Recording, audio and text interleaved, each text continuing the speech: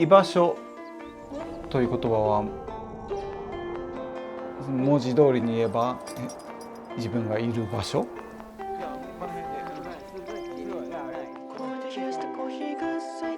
My first incentive to come to Scotland was to do winter climbing.